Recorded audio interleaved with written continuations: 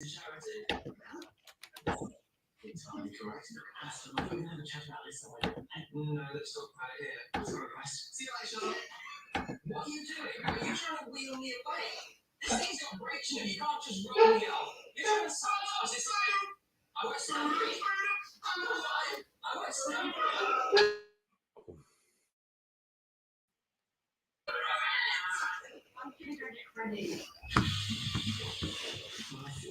Hello, everyone, and welcome to the Step Up Network's virtual lead meet. My name is Adam Brettagear. I am one of the network volunteers. If you obviously can see, there are a couple of Twitter or X as they call it now, follows. If you give us a couple of follows, but also don't forget to follow us on Twitter and LinkedIn. So before we begin and start looking into who are exciting guests that we're really excited to introduce, I've said that a couple of times, I will let you know what Step Up's about. So we are a new network for new and aspiring leaders in education, and we want to make sure we cover all areas of education. It doesn't matter what, and as well as within that, what the leadership looks like. It doesn't matter whether it's middle or senior, or we want to be able to develop and just build up the grassroots network that is ran by volunteers and link that in every way, shape and form. And we are a network for Teach First ambassadors and non-ambassadors. So we do go far and wide to make sure we can support everyone that's interested in becoming a leader. So our golden circle, the why are we doing this? So let me help you understand. Okay. Sometimes leadership, being a leader myself, I'm the head of pastoral care and inclusion in South London School. It can be sometimes lonely and scary place, but however, there are ways to make sure that you feel there are ways that you can feel that you can reach out and look for support, and that is why we are doing this. How? Well, I think the how is really important. It is with networking, connecting, supporting, collaborating and sharing. This is how we want to work with you, and we are hoping that we are delivering that for you. And then finally, the what. We are a leadership network for aspiring and new leaders. Okay, we want to connect with you, and that's through our events and regional networks, which we will talk about. We want to be able to build a leadership directory and coaching, so you know where to turn to. We want to be able to collaborate with everyone that is interested and who also leads really great supportive programs on building how to become an excellent leader, not just a coaching model, but also evidence-based as well. And obviously, we've got our website, our blogs, our newsletters, our socials, and soon, I can't wait to talk about this a little bit later, the podcast. And we're obviously talking about the jobs board. And then finally, it's what we already do. It's why we're here. We're networking. We're networking so we can share what's really working in the world of education and leadership. Okay, thank you, Adam. That was a great introduction. Good evening, everybody, and welcome to tonight. I hope you're as excited as we are for this lead meet. My name's Nikki Arkinstall. I'm the deputy head teacher of a primary school in Birmingham 3 days a week, and I also work 2 days a week as the director of Staffordshire Research School. And I'm just so excited to be here tonight to learn from these inspiring leaders. Thank you for taking the time out of your busy day after a busy day of work coming along this evening, but we really do hope you find it worthwhile and help you step up in the next part of your journey. So just a few slides and then we'll get into the agenda and onto our fantastic speakers. So who are we partnering with? So as well as having our own fantastic network, we also partner with a number of organisations that support our work and really help us to achieve our goals and aims as a network. So we partner with ECNET, and they're the Early Career Networking Group. We also partner with Teach First. And if you are a Teach First ambassador, then you can get your ticket reimbursed, your money reimbursed if you attend one of our events, if you apply for that. So that's something to look out for. We also are partnering with Male Childcare and Teaching Jobs, and they're a really kind sponsor that are supporting our events. We also support with EdConnect and also HeadSphere. So some fantastic partners that are really supporting us in this work to support the leaders and aspiring leaders. And then in terms of collaboration, and amplifying. And we really want to collaborate with the fantastic networks that are already out there, but also to amplify their message, because we're all trying to say the same thing and give that same support. But so we amplify their message and signpost to their events, and we are doing an actual joint women-led event for Women's Day, which is coming up, something to look out for. But these are the fantastic organisations that we do collaborate with. So we've got Women Ed that we've talked about, we've got Heads Up for Head Teachers, we've got Diverse Educators, we've got Twinkle Subject Leads, we've got Honey Guide Schools for School Leaders. We've got the Chartered College of Teaching, and again, a fantastic resource there for helping you to put evidence use in your classrooms. And if you are an ECT or training to be a teacher, you can actually be a member for free to the Chartered College. So make sure you sign up for that fantastic opportunity. And also, obviously, the Pastoral Network, which Adam leads. So really fantastic group of networks that we collaborate with. Okay. And then what do we focus on? So in terms of our network, the Step Up Network, we focus on those barriers and supporting colleagues to remove those barriers so they can step up to their next event. That leadership development and offering you support and guidance. And hopefully tonight is a really great way that you've taken that time for your own development. And hopefully you'll get some really good ideas to support your development from this evening and from other events that we have coming up. Also, we champion diversity and supporting different people from every background to step up into leadership.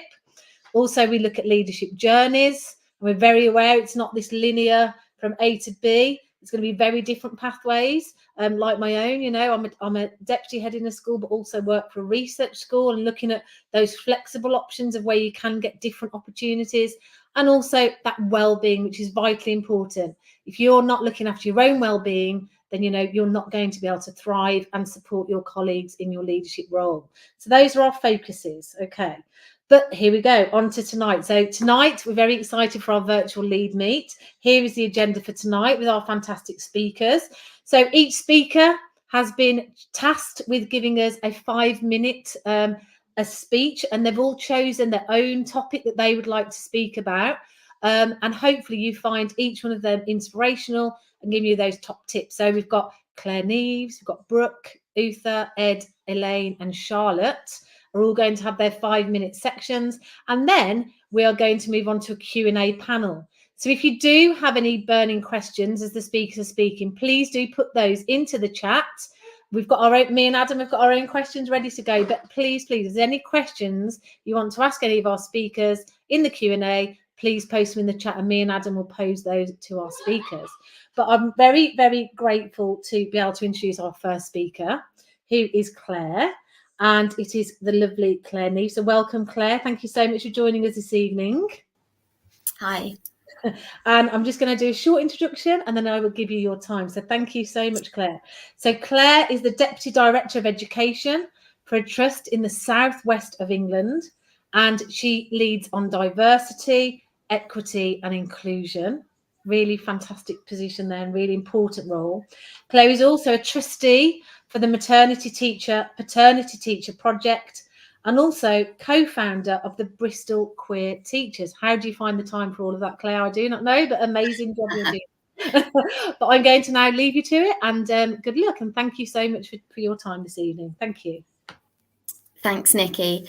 Hi, everyone. Thanks for coming along, and thanks, Ben, for asking me to speak. I'm going to be talking about authentic leadership. Can be a bit of an overused word sometimes, but hopefully you'll see why I've chosen that title when I talk you through my journey. And before I start, in the interests of authenticity, I'm going to give you a couple of disclaimers.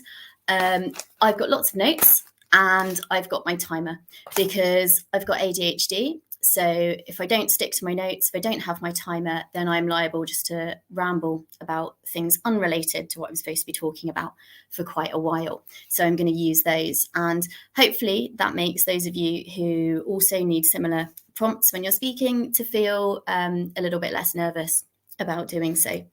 So I'm starting my timer. I'm going to stick to time. So the other disclaimer before I start is that there is my 6-year-old son upstairs, He's incredibly happy right now because he's being allowed to watch YouTube, which he's not normally allowed to do on a school night. But he may come down and interrupt me at some point, but that's life. And I can model what being a parent teacher is all about. So Nikki told you a little bit in the introduction, but I'm Claire and I work for a multi-academy trust in Bristol. I'm one of the Deputy Directors of Education, and my remit is diversity, equity and inclusion, which also covers special educational needs and disabilities.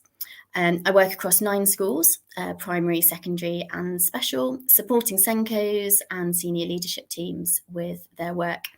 I lead training, I write policy, I support with difficult issues, and I engage with a wide variety of stakeholders. I've worked in primary, secondary, post-16 and special. I've got a master's in education, the National Award for SEND coordination, and I facilitate the National Professional Qualification for Leading Behaviour and Culture. Alongside this, I'm a trustee of 2 charities. One is a small theatre company local to me, and the other is the Maternity Teacher, Paternity Teacher Project, whose goal is to support, empower and connect those on parental leave. I've written several book contributions for the MTPT project that I just mentioned, Diverse Educators and Women Ed. I've presented at conferences, worked on amazing projects, and I'm just about to start a fellowship in reparative education at the University of Oxford. Impressive, right? Now, bear with me. There's a good reason for me reeling off this list of things about myself, beyond just trying to make myself look good. It's because I'm going to tell you about 2008 me, and I want you to see the difference. 2008 me was an NQ2 and newly qualified teacher with a very difficult Year 5 class. I was trying hard. I was trying really, really hard. And I'm not saying that you have everything figured out in your first year of teaching, but for me, it just felt like something wasn't clicking. How could I be putting in so much effort and not succeeding? And when I say not succeeding, I'm not just saying that. Just before Christmas that year, I had an observation which was judged unsatisfactory. Even worse than that, a deputy head who I really admired came to see me teach and later told me that she wasn't sure I'd be able to succeed as a teacher because she saw things wrong that she didn't feel I'd be able to change.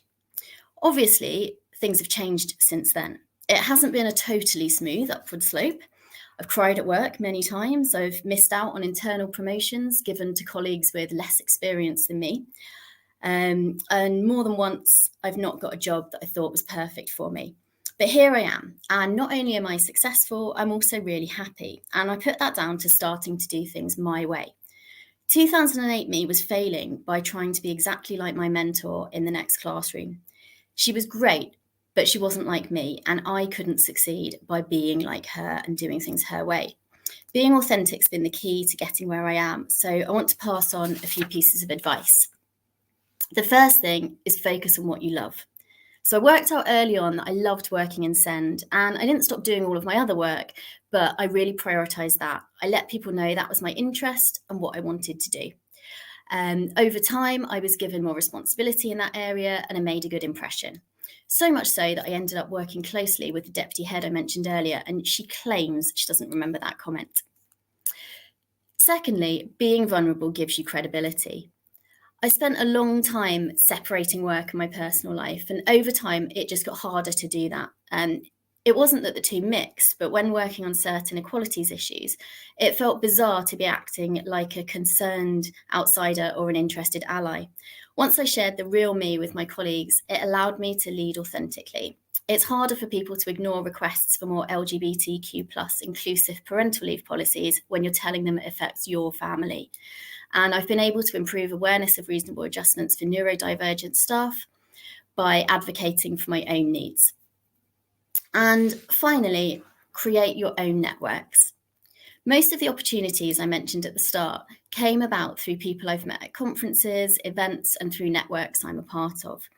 When people meet you and get to know you, the real you, they remember you and think of you when they're asked if you know of anyone who might be interested. So build up those networks. That's how you get the opportunities you really want. I'm really lucky that I'm in a part of my career where I've managed to combine my interests and those professional interests and the everyday job. And, you know, that is absolutely living the dream. It's fantastic, difficult sometimes, but it'd be great to share some advice around that. So the last reason for reeling off that massive list at the start of this talk, if any of those things are things you're interested in, then I'm here for advice. You can look me up on LinkedIn or send a message on Twitter. I refuse to call it the other name, and I'd be happy to help. So authentic leadership is about helping others succeed too. So it'd be really great to do that for you. Thanks for listening. Wow. Well, when you talk about authentic leadership, Claire, it is not an overused word within your experience. And it's clear that you have experienced the trials and tribulations of education. And you know what? You've shown through your journey how resilient you are and how driven you are. And that approach, that empathetic approach, which allows you to connect with not just your students, but the staff around you, and especially the role you do. And it's allowed you to relate to what's going on. That's really important. And it's the how people buy into you, isn't it? And it's clearly from that you've been able to build to what you achieve. So thank you for sharing your story and your journey. And I'm hoping to hear more about it later on. Thank you. I'd like to introduce our next guest, who is Brooke Waldron. Hello. Brooke is a secondary pastoral leader based in northwest England. She's a former educational freelancer, having a strong background in the arts and sports. Yeah, I love sports. And Brooke also volunteers for the ECNET group and is a partner of the Step Up as their chief operating officer. And Brooke, over to you. Thank you, Adam. So I've chosen to talk about why education is not the only answer to gaining leadership qualities that can then be transferred. So when I was younger, I had my heart set on being a teacher. That's what I was going to do. That's how I was going to go and live life and have this fantastic salary that we all dream about. And that was the be all and end all. However, when I left college and went to university, I did dance, and I always enjoyed dance and I always enjoyed teaching. So through the dance, I carried on teaching. Then I got through uni and went on to my PGCE, did that in further education and sixth form. And then from there, it was right in the middle of the pandemic. And at the time, the university that I was at, BCU, were really pushing this sort of build a social media presence. And I had done that on Twitter purely for education and other areas of interest within education. And I was desperate for my first job as a teacher. And I didn't get it. I ended up being a sports coach. But within that, there were a lot of different development opportunities that without them, I don't think I would be where I am today. So I've done things like being head of PE, being head of dance. That then escalated quickly into running a business, where I was then scouted to run somebody else's business. And I've always learnt from leaders' areas of opportunity in terms of I'm always questioning and being critical of how can we do this differently? How can we succeed as a team? And how can we improve what we deliver to children and young people? And then from there, I've landed a really good job with Oasis Academy, which is a multi-trust academy. And it is one of the most challenging jobs I have ever had, but it is one of the most rewarding. But the problem is at the minute, I have is I'm at a crossroads because I have done so much in my kind of early 20s. I'm like, what's the next thing? So this year I took on a level 4 youth work course. And I thought, okay, great. I'm going to go and do the apprenticeship, and it's going to be another string to my bow. However, recently I've discovered that might not be the right thing, or it might not be the right time, because I'm a little unsure about where I want to next kind of step up to. I love pastoral work and care. It's an amazing job. And I know I want to stay there for quite some time. So some of my advice to you would be, in terms of stepping up, is being that critical friend and that critical person of, how can we do this better? Or how can I improve myself? How can I move myself to the next stage? And I also think when you are at a crossroads and you do need guidance, you have to, again, question yourself. Is it the right time? Is it going to benefit me now? Or is it to be left? Because I think sometimes as leaders, we're very ambitious and we like to take on a lot, but then we don't sometimes realise what effect that has. So, like I say, I've done a lot. I'm happy to chat. I've done all the kind of operational stuff, working with children and young people.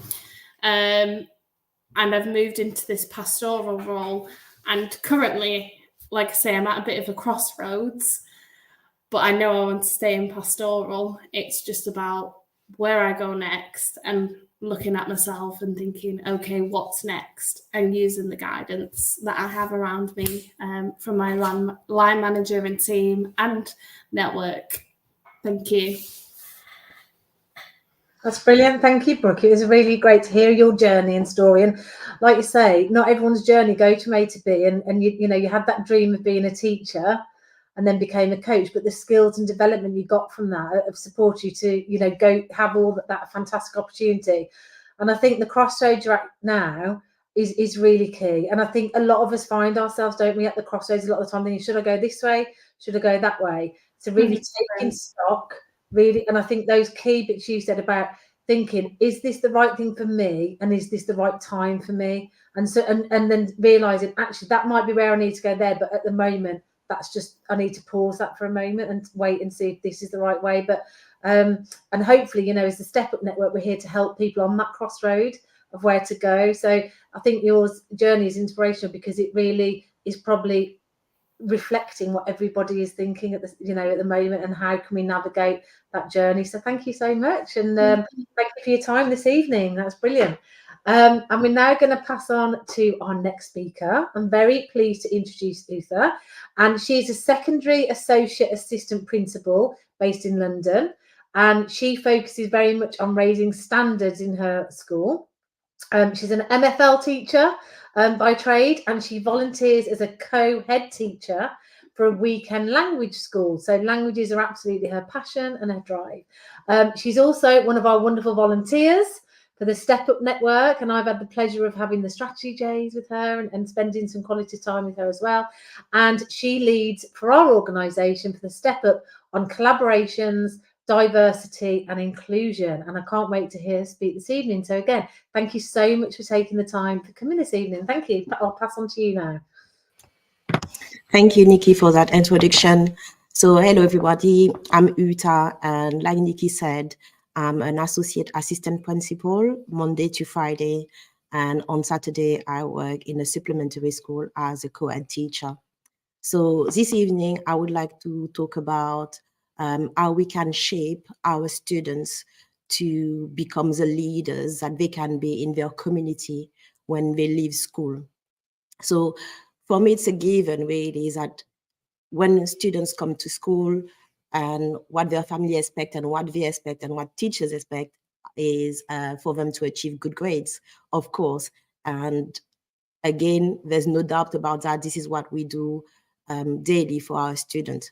However, this evening, I would like to talk about what else we should do when we've got the students, and it's how we can prepare them to become leaders when they leave school. So what kind of skills do we want them to practice? What kind of tools do we want to give them so that when they leave, they can have an impact on their community, a lasting impact on their community? So I'm going to share with you what one of the projects I did with during my Saturday experience. So as we know, during the festive season, we have a section of the population, so it's elderly people who feel very lonely at that time. So I was just thinking, what can we do as a community to kind of tackle that issue? And how can we involve the students? So what we met as a group of leaders, and we decided that we could get the students to write Christmas cards to the elderly living in resident in care home. So it was just, fantastic to see leaders from around 47 schools and 2,000 students just writing cards to kind of address the issue of loneliness, and it's really about giving the tools to the students and telling them, you can do something about that problem. You are a leader as well. You can change things.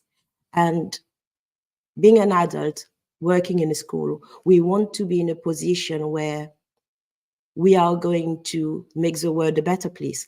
And we are working, within our remit in our schools. But if we really create leaders, the new generation, the next generation of leaders, whatever we are creating with them, when we are gone, it's going to carry on. So what I really want to emphasize is how important it is to kind of course, address the academic side. And I'm all for that. As you heard from Nikki, I'm raising standards and achievement, but we must not neglect how we can help our students to be leaders in turn when they leave school. So I just want to share a story with you.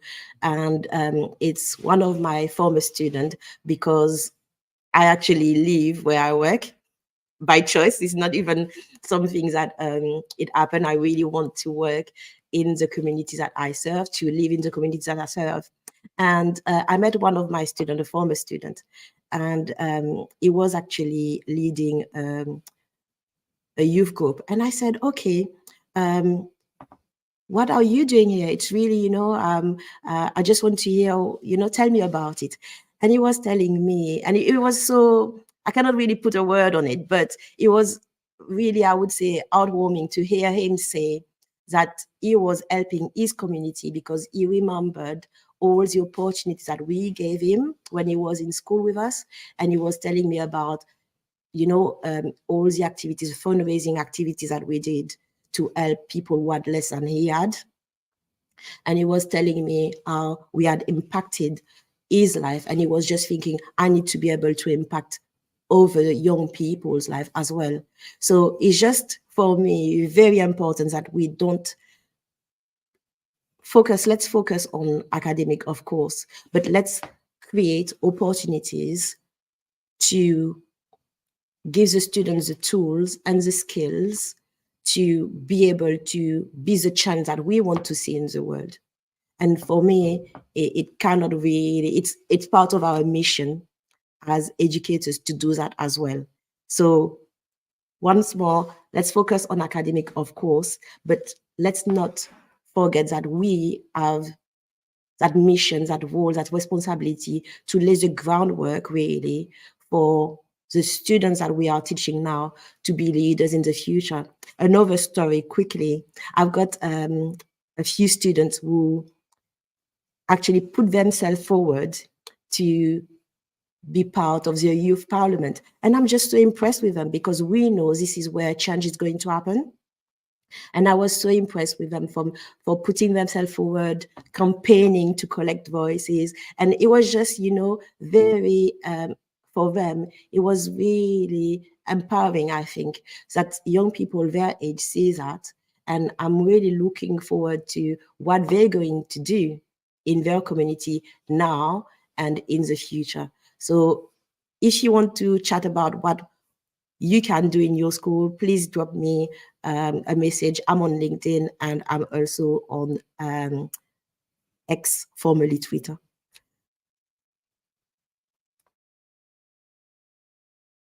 Start. Always a good start when you mute yourself. That was brilliant, like typical thing to do in a Zoom or a Teams meeting. But thank you, Utha, for sharing your experience and how to shape students into leaders. And I think that's really, really clear that that is not an easy task. That's quite tough to do. And it's clear that obviously you've shown us, like through your experience, how to build in those critical skills to deliver them to your student population. However, I would also, there's another side to it as well. You've developed their empathy, their understanding, and building their character through their social and emotional development, which is also critical. That plays an important part in how you want to develop students into leaders. So thank you for sharing your journey and your experience through that. That's really nice to hear. I'm going to introduce our next guest. His name is Ed Kirwan. Welcome. Ed is a former science teacher and a head of chemistry based in London, focusing on raising standards. In 2018, he entered the world of storytelling and filmmaking before starting Empathy Week in 2020 and served as their CEO. Thanks, Adam. And I promise I didn't pay Utha to speak so amazingly about developing skills in young people. And I really want to sort of play a little bit off of the back of what Claire said about vulnerability as well.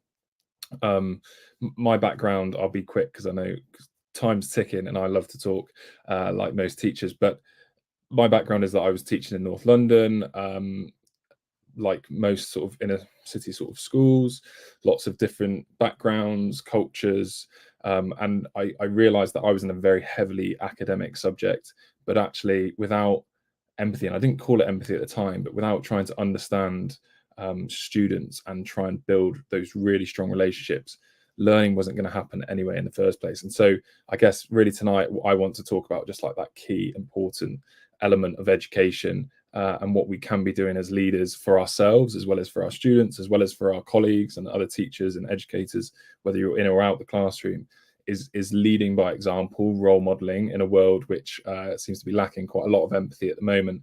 And what I do now is essentially try and help schools and help educators develop that skill. It's something that I think is difficult to do over time, difficult to do because it takes time, it takes conscious effort, and it takes a desire to do it. But if you do it, you can build unstoppable relationships.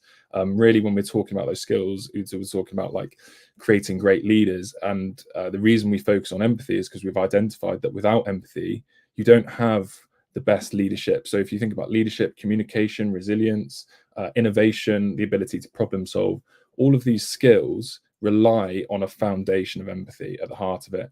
And we talk about self-empathy as well as empathy for others. So for me, self-empathy is not self-love. It's about understanding. If you take empathy as a one-word synonym, self-empathy for me is when I do go around the world filming. I've just come back from Mexico from 7 weeks of filming there, and I've been to Nepal and India and the UK, filming all over. I have to recognize that myself, I have bias in the way that I edit films, that actually I have the viewpoint of a straight white male born in the UK, born into essentially privilege, and that I have to identify that element of me in the way that I think, so that I can empathize with other people in a better way.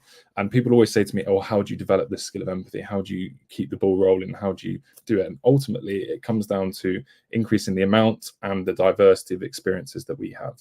So think of it kind of like a comfort zone. I always think of like it as an empathy zone. Push yourself out, speak to someone that you otherwise wouldn't have. Maybe it's different culture, religion. And this is difficult when we're in schools and we're so pressured as going up the leadership ladder. Your time is more constrained than ever. I think actually it's a super difficult thing to do. So what we've been trying to do in Empathy Week, and we're going into our 5th year now, it's not a sales pitch because it's free, is produce a week-long festival of events. We have this year coming up everything focused around our theme of home, different people speaking on demand, as well as some live CPD, as well as some film assemblies, and even some in-person events. If you're in London, you should definitely get involved, because we've got an event with Canva, we've got an event with Snapchat as well, and we're also running a 400 student event at ACS Cobham International School, which is open to years 4 to year 7. Anyway, I'm going to be quiet because I would love to, if possible, Ben, to just show the 55-second trailer, just so that people can visualize what I've been saying. And thank you to Utha and Claire in particular for talking about vulnerability and empathy, because I think it's something that, of course, academics are important, but without the foundation of that, we are not going to create great humans. So here's the 1-minute trailer.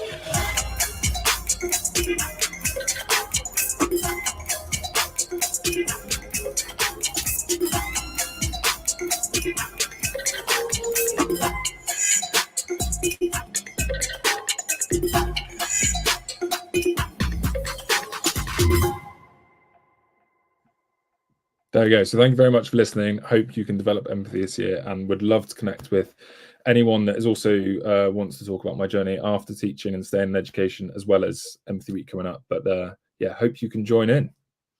Excellent. Thank you, Ed. That was a fantastic talk and so inspiring to hear about Empathy Week. Sounds like an amazing week with fantastic resources. So please do check out that website, check out those events if you are in London. But I think it's so vital, isn't it? If we want to create the culture, the right culture in our schools, it's got to come from relationships. And you're absolutely right. Those relationships come from understanding the empathy. And I think I love that idea of that empathy, your own empathy, is about that knowledge of yourself, and that knowledge of yourself can so then move forward to your knowledge of others, and it's so important. And I think after COVID, and I think we're seeing this in a lot of schools, unfortunately we've seen a degradation of that in terms of that empathy as a nation as well, the way the nation is, the way the world is. So it's fantastic that you are doing your part to try and get that message out there and give children those really vital empathetic skills, so that we can create the correct cultures in our schools, which hopefully will feed into our society. So thank you so much for that fantastic work that you do, Ed. I would love to hear about your job, because I'd love to travel around the world and filming those things. I don't know how you're doing that. So, but no, really great. And we look forward to speaking to you in our Q&A. So thank you, Ed. Thank you, Nikki. Thank you. I'm going to introduce our next speaker now, who is Elaine. And lovely to see Elaine. I know her through, we've seen her at Brew Ed, Women Ed events, and now also as our Step Up colleague, which is fantastic. And Elaine has kindly stepped in at the last minute to do it. So again, really thank you, Elaine, for giving up your time this evening. I'm just going to do an introduction. So Elaine Hayes is a secondary assistant principal, and she very much leads on teaching and learning. She is also a network leader for Women Ed England and a Step Up network leader, strategically leading on events and media. And Elaine is a passionate volunteer for a range of sporting events and competitions. And I know she was very much involved in the Commonwealth Games and lots of other events. So really fantastic to have you here, Elaine. And I can't wait to hear you speak. Thank you. Thanks, Nikki. That's the first paragraph of my speech gone. Thank you so much for that wonderful introduction. As Nikki said, I'm a secondary assistant principal in an all-girls school here in Birmingham. As you can probably tell, I'm Irish. I moved over to the UK over 10 years ago now, and on an adventure. Very much saying, right, there's no real permanent jobs in Ireland. I am going to move to the UK and let's see what happens. And I am still here. As Nikki said, I do a lot of volunteering, including for a number of different sporting events.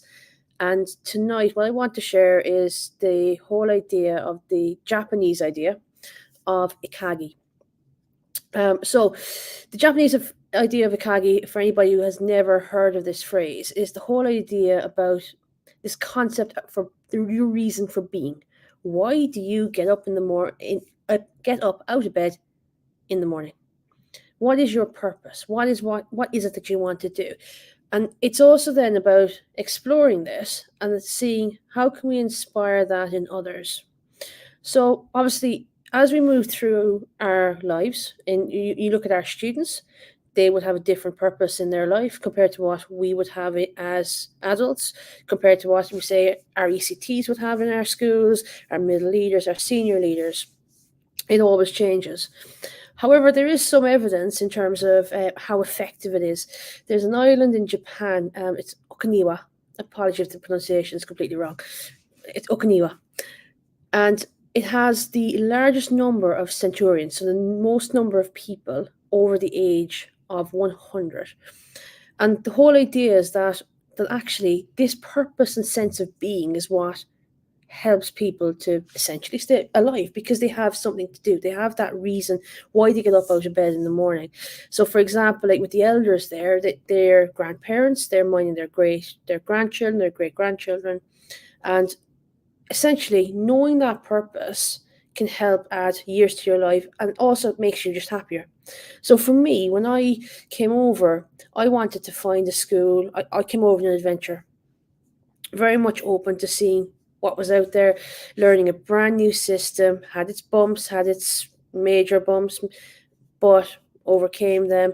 And I did get lost for a little bit. I was kind of thinking, what do I want? I said, do I want to go down pastoral? Do I want to go down curriculum? And I found that passion for teaching and learning. And that was inspired by an assistant principal that I had been line managed by. So one of the messages that I want to go through tonight is looking at, yes, I have my reason for why, but also can you help those around you, especially if you're in a leadership position, to help find their why. So Utha has mentioned about her finding her students their why and getting them to engage. So I've been doing a bit of reading, and there's kind of 3 steps to determine your own ikagi, essentially. So you make 3 lists: your values, the things you like to do, and the things you're good at. And the cross-section of those 3 lists is your ikagi, your reason for being. So you're able to kind of visually see that.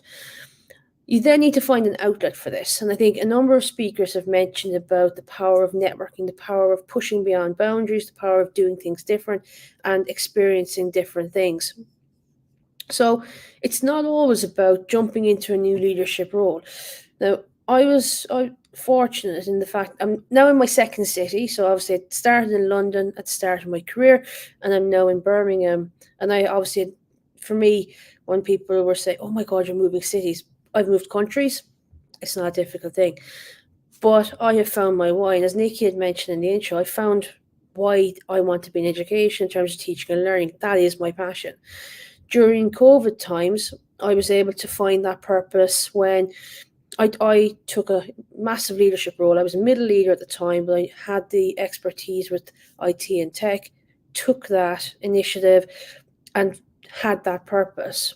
So it's making sure that when we're looking at ourselves, but also those around us, are we giving ourselves the opportunities to be vulnerable? Are we giving ourselves the opportunities to network, to find things like tonight, to speak to others?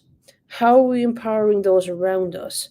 So being a leader isn't about title, isn't about what you're doing. It's about getting involved.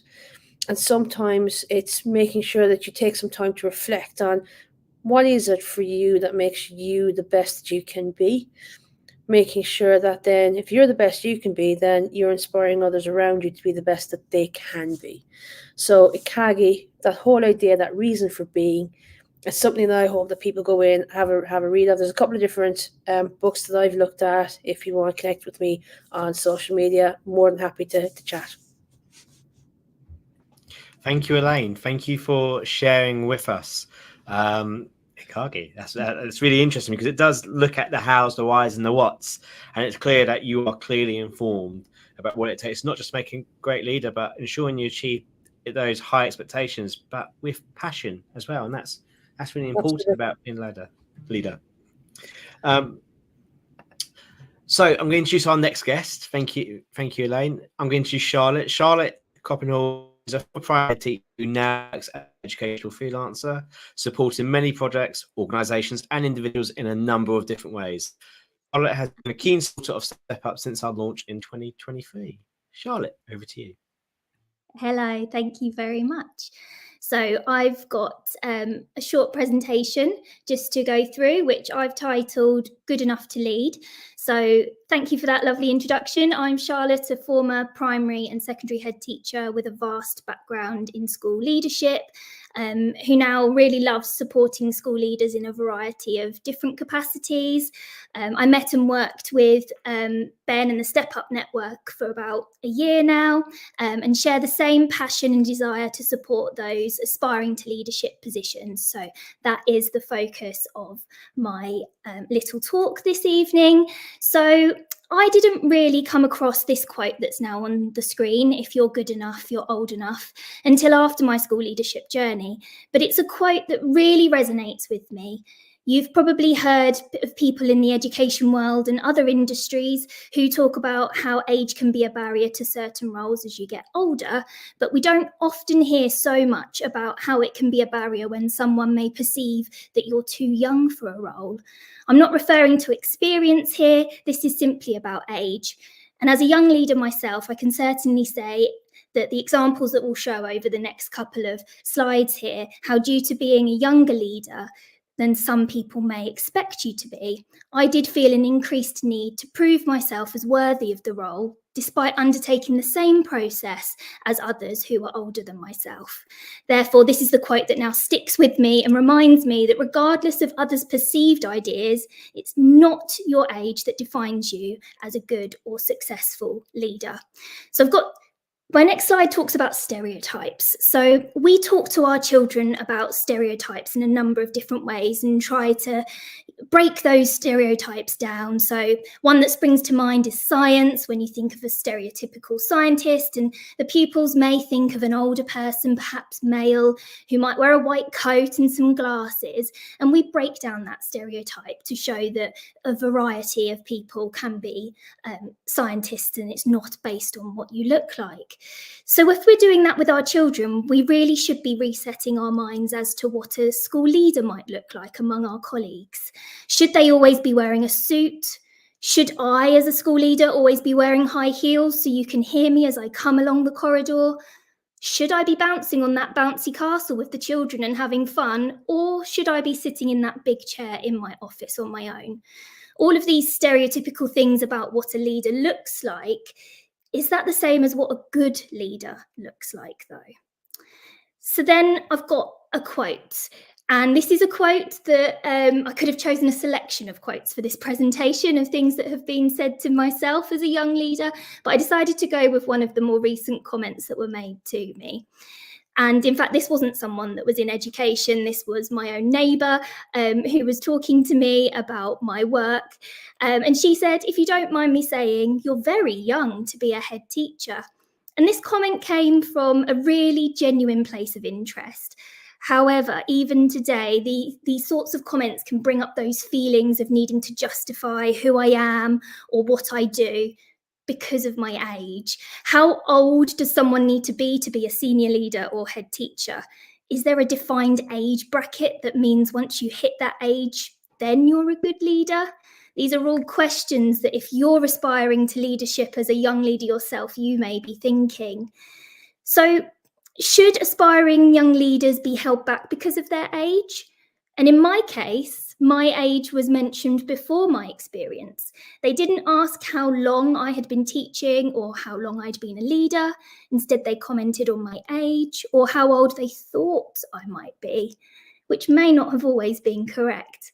Would these same questions have been asked of me if I'd been teaching as long as I had been, or for even less time, but if I looked 10 to 15 years older? Would I have been questioned about being a leader if that had been the case, if I looked older or if I was older, even if I hadn't been teaching as long as I have? So what's more important? Is it your age and your looks or your actions?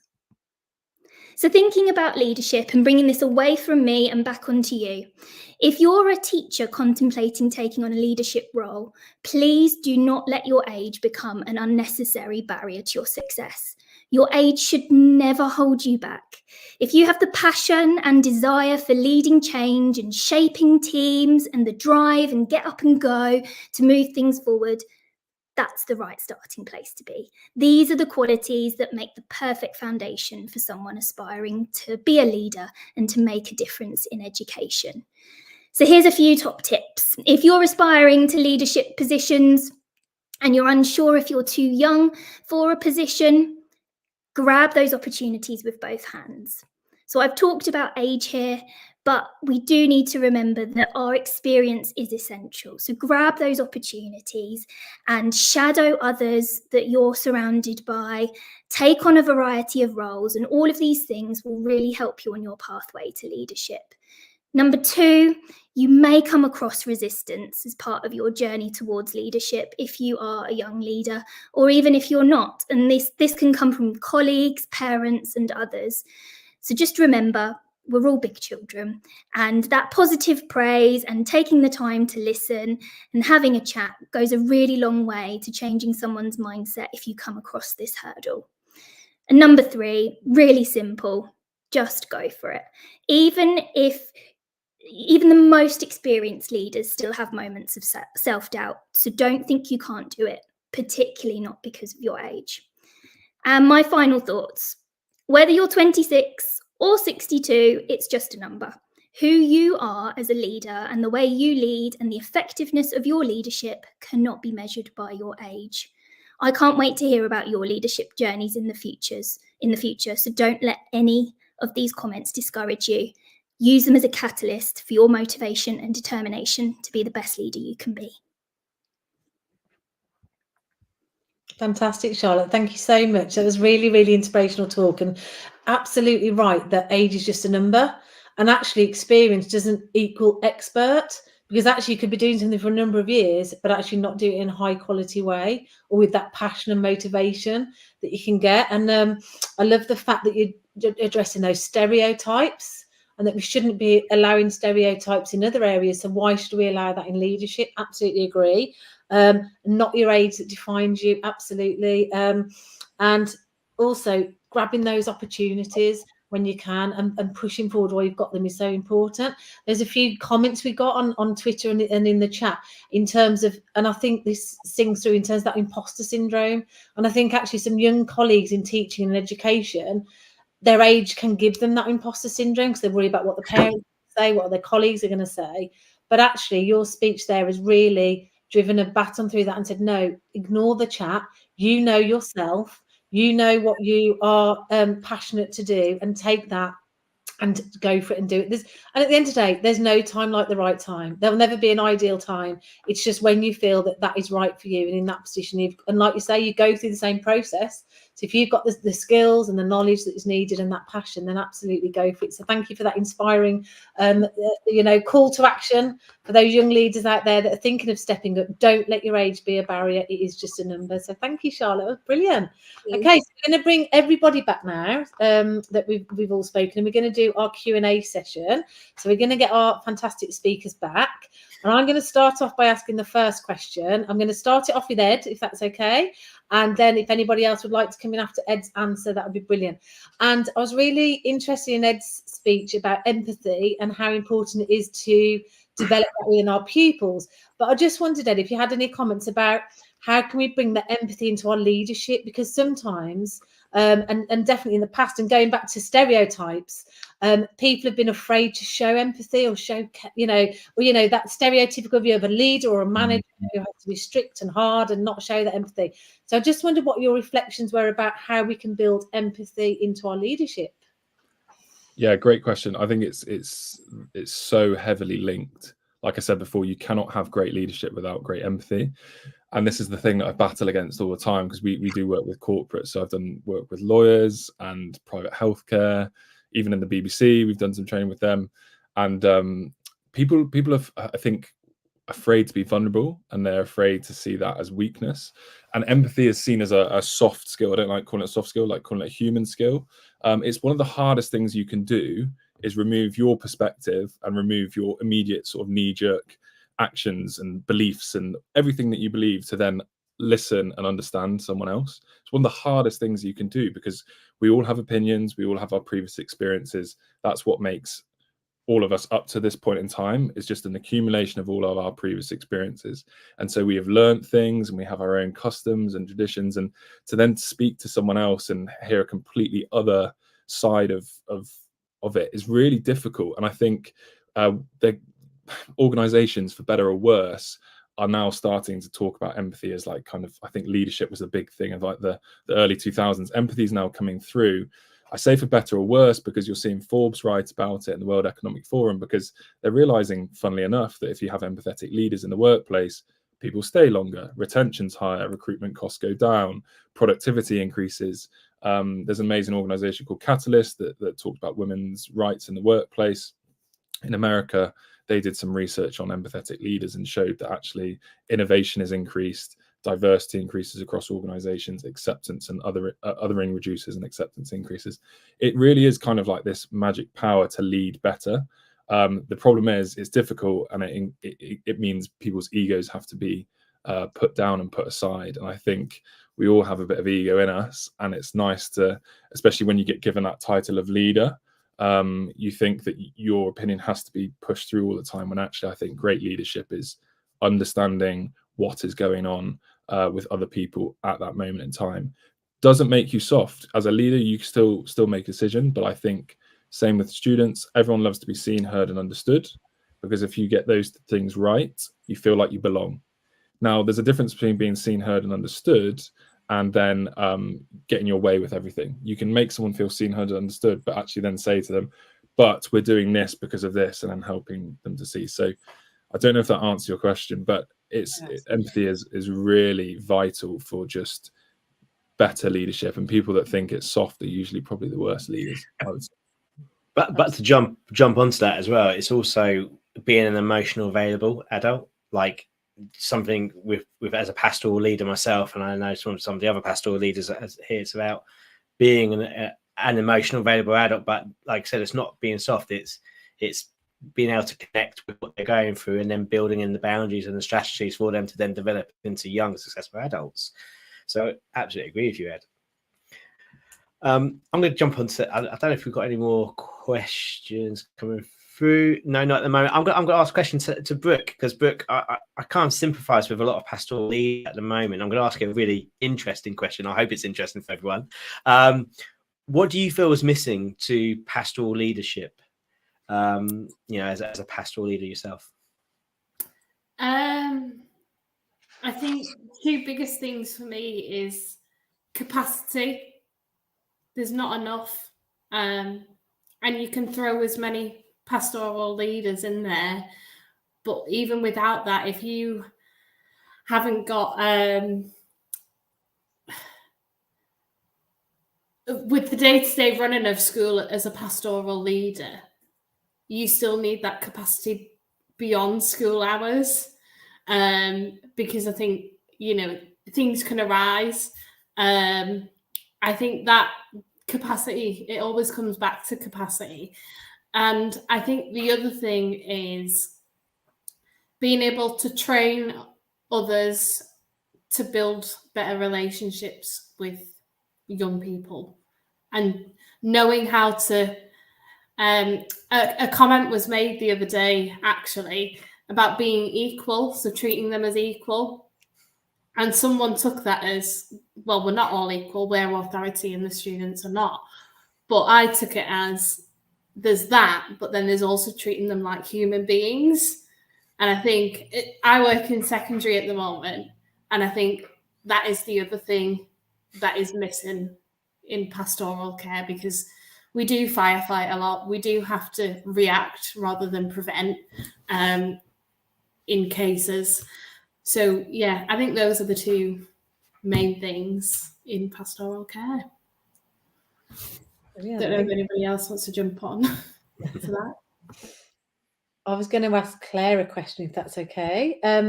Just Claire, obviously, I just wanted to ask you, how do you think that people could How could people overcome any barriers they face on their journey? So what is there any top tips or advice, or Charlotte as well, anything you can think of here that, you know, when you've come to a barrier or something that might be stopping you or something that might be holding you back, what could be your top sort of advice of how to address that?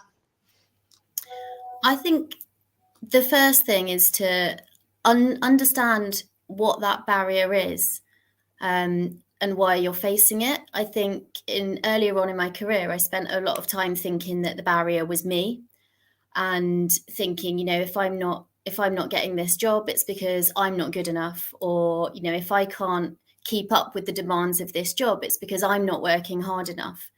And once I started to actually unpick this and think, well, it's not that I'm not working hard enough, it's that I'm not working in ways that suit me, and perhaps the leaders that I've got aren't encouraging me to work in ways that are going to see me succeed.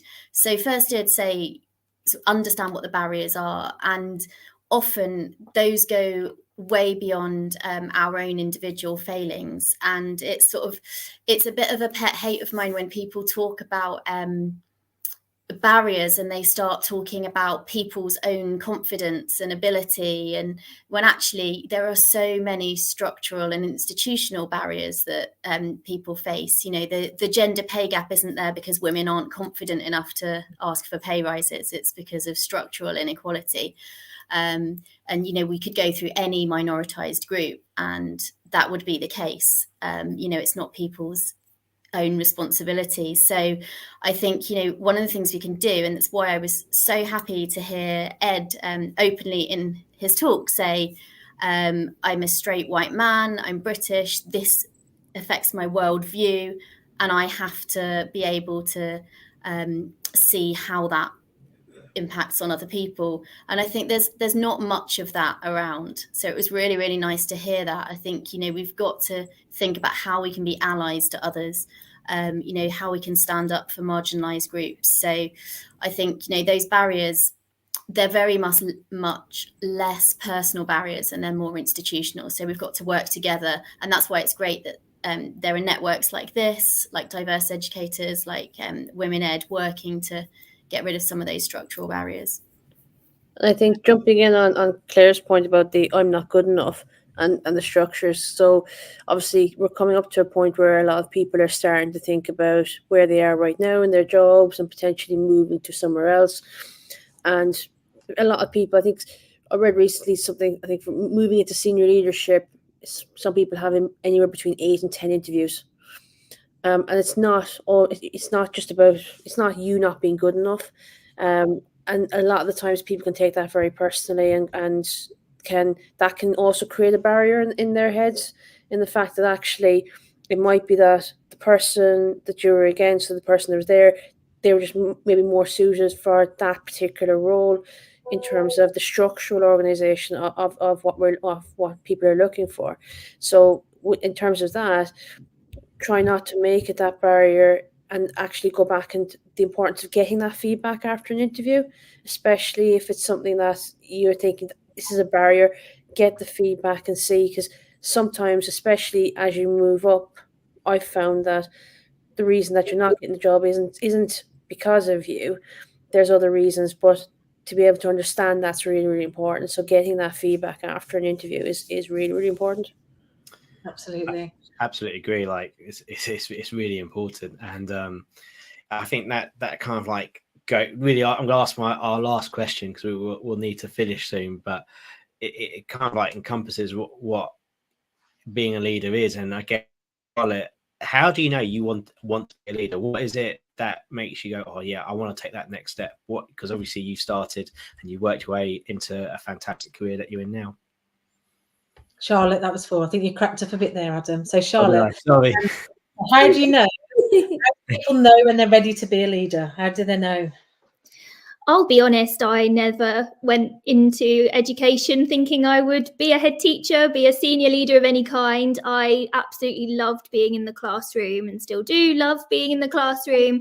But as I took on different responsibilities, I actually loved also the fact that I could shape a team. I could work with others to build something and create something and make it better, or make it ours, and, you know, shape it for what we need.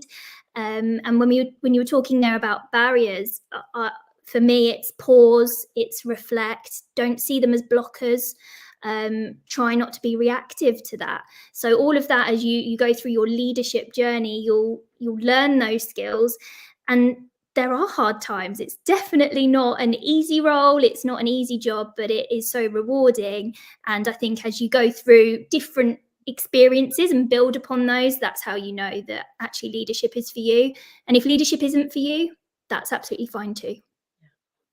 Absolutely. And I think we're all leaders in education. You lead the children in your classroom, you lead the TAs, the volunteers, the parents, you know, your other colleagues. So we all will have some elements of leadership, and it's just like you say, knowing what's right for you and where you want to take that or where you don't want to take that. And we really thank everybody for this evening. Thank you for your talks. Really fantastic. I know we're running over time. I'd love to talk to you for longer, but unfortunately we need to move on. But thank you so much. Thank you. Really appreciate that. We've just got a few last slides to finish off on this evening, just to wrap up our show. So Adam's going to start off with the first few slides. So in terms of what's coming up, firstly, if you would like to connect with us, because that's what we want you to do, make sure you connect. Obviously, you can follow us on Twitter or X. I still call it Twitter. It is Twitter to me. I agree with Claire. LinkedIn, we've got our group. That's really important. Obviously, you can email us. We've got our blogs. And I'm really excited to talk about this because it's in the pipeline at the moment and it'll be coming out soon. We've also got an upcoming podcast. So if you want to be a guest on the podcast, definitely connect with us. Definitely get in touch. We want to be able to share your story and journey. So where next? Obviously, we put the feedback into our survey. If you can fill that out for us, that'd be really helpful. Make sure you follow our Eventbrite page.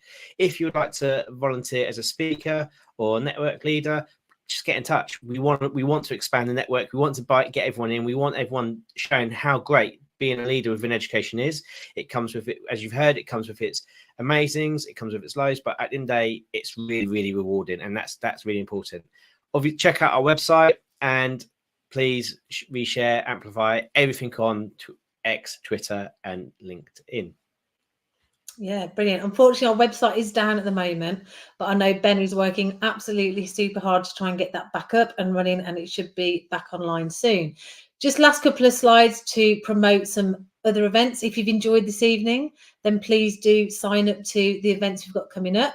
Save the date, Thursday, the 7th of March. We have got a collaborative event with Women Ed for International Women's Day. Monday, the 10th of June is our first birthday. We're going to turn 1. So you're invited to join us for our birthday party to reflect on the year and find out what our plans are for next year. So please do sign up for a ticket then. That's taking place on Monday, the 10th of June. We've also got some face-to-face events. And we've got our London Leadership Day on Saturday, the 24th of February, with some fantastic facilitators and speakers. And you'll get to see Adam again in person, not on screen. And we've also got a coffee and lead meet in Manchester. And again, some amazing speakers there to look forward to. And as you've come tonight or you're watching the video of tonight, then you can get a 20% off code if you use the code that was on the screen now, that is Step Up Community. Thank you so much for this evening. Thank you, Adam, for being my partner in crime this evening. And if you found this useful, and good luck in your leadership journeys. And we will see you at another event in the future. Goodbye. Bye.